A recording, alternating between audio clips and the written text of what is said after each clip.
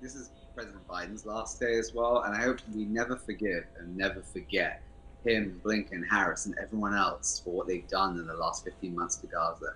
And in a just world, they would be in jail right now, and we must make sure that justice is upheld, and this follows them for the rest of their lives. Now, on President Trump's speech, look, President Trump loves talking about his own success. President Trump likes to talk about things. He likes to talk about his story and how he's overcome things that people have never done before. He likes to create the big lie around himself. But what's really important in what he's saying is it is a sign of things to come, right? He is talking about this journey and this story, but he's also dropping in hints of what he's going to achieve. He talked about, I think people overlook this, expansionism, right? He's talking about his presidency already and his journey.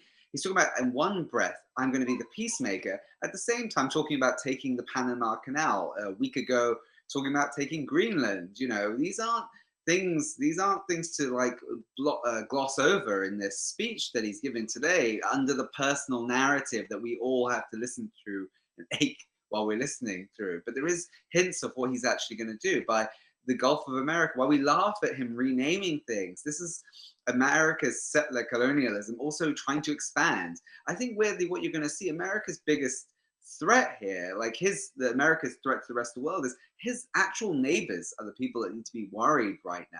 He talked about drilling again, and drill baby drill, as he called it. Like, America's already one of the biggest energy producers in the world, and it's a lie to say we're in a bit of an energy crisis. But what he's trying to do there is, what is he going after? He's going after resource heavy territories. He jokes about Canada, but he probably wants to force them into some trade.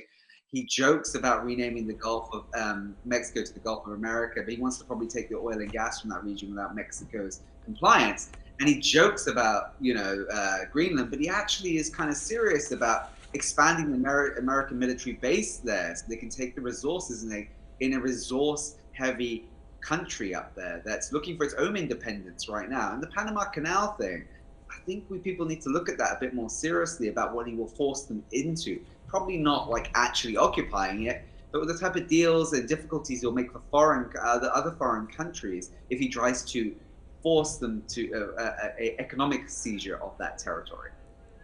Right.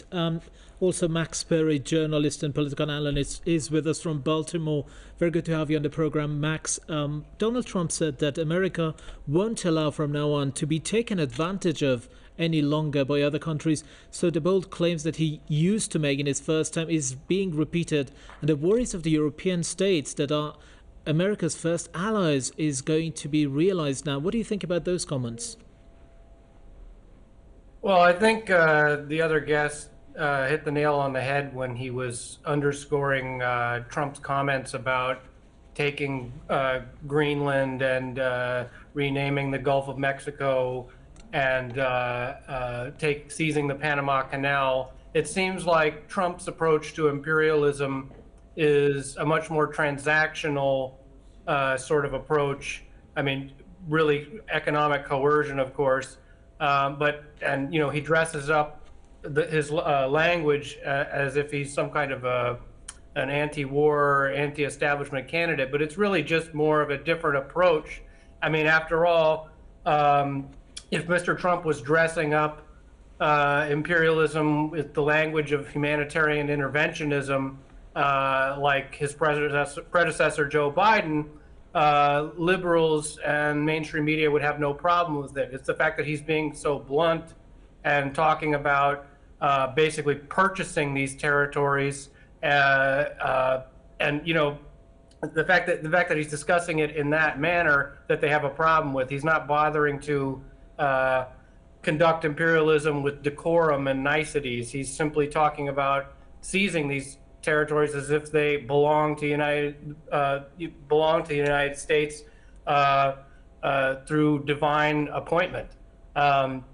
I really think that Trump's reelection does represent a major turning point, though, in American history, because the United States is reaching an impasse, a really critical impasse, in terms of how much longer it's going to be able to maintain its full spectrum dominance and existence as an empire, because all signs indicate that it's in a state of decline, both in terms of its foreign policy as well as internally, where you have these recent disasters like the LA wildfires and the hurricane in North Carolina, where, the United States isn't able to adequately deal with natural disasters on its own territory, just as it passes an $800 billion National Defense Authorization Act, and then turns around and sends $700-something checks in recovery aid to its own citizens that have lost their homes and their well-being